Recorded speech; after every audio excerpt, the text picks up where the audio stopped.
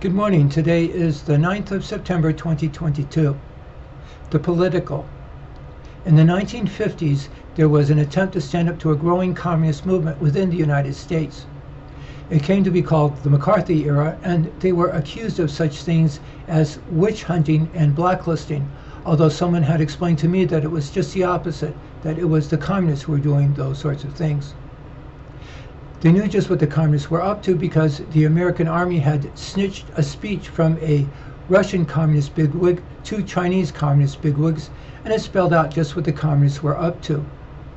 They were going to do such things as taking over the court system. They were going to take over the entertainment.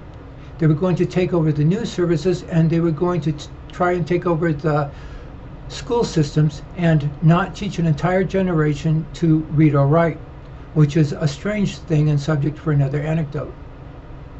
They were going to do this by pushing the United States through stages that have to do with Mother Nature and overthrowing the United States by about the year 1973. There were a handful of books that came out at the time that became rather famous that tried to stand up to this sort of thing, and they all had similar titles.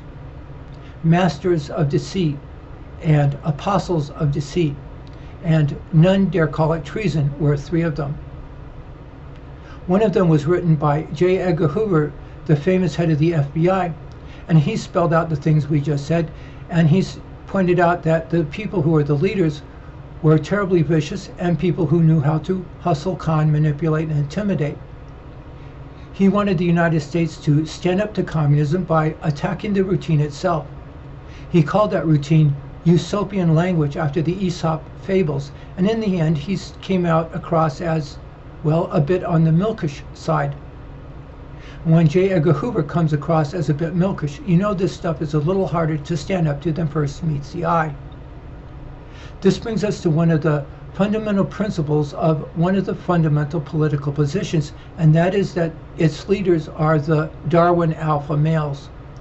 And there are two kinds of Darwin alpha males. The first one are the leaders who are Mother Nature, and an example of those are the gang leaders and the mafia, and musical groups often fall into those categories.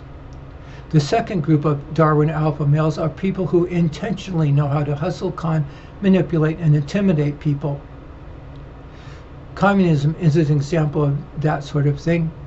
They call themselves a class of intelligent people, or the class of intelligentsia, although the Catholic Church refers to them as satanic.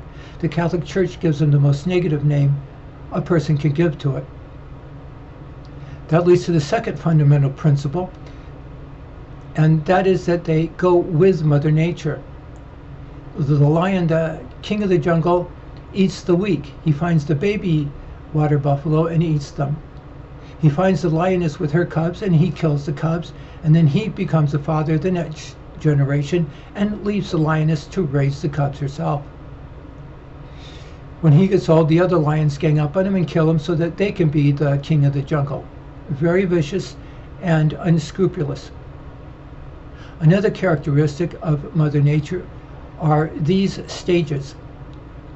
The hawks sit on the telephone lines overlooking the farmland, and in the farmland are plenty of mice, so the hawks can prosper and grow, and they grow in number, but then they overeat the mice, and then they starve, and the mice have a chance to prosper, and there's a cycle that happens. It just keeps going round and round. Although I have to point out that it's that one generation of hawks that get to party and to pig out, and it's the next generation of hawks that have to starve and die. The Jewish rabbis, when you listen to them, say that this is a reoccurring theme in the Old Testament. Poverty leads to piety, piety leads to prosperity, prosperity leads to a decision between getting onto a maintenance level or pigging out, and they always seem to choose the latter. Pigging out leads to poverty, and the cycle continues. It just goes around in a circle. Wait a minute. As I look back from the 50s into the 60s and the 70s, I can see these sorts of things very clearly. Since this anecdote is getting a bit on the log side, let's continue this on the next segment of this anecdote and end this anecdote by pointing out the fundamental political position, or one of the fundamental political positions, and that is that its leaders are the Darwin alpha males. They have no sense of love, no sense of guilt, and they never leave the first person singular. And they go with Mother Nature. So let's continue this on the next segment.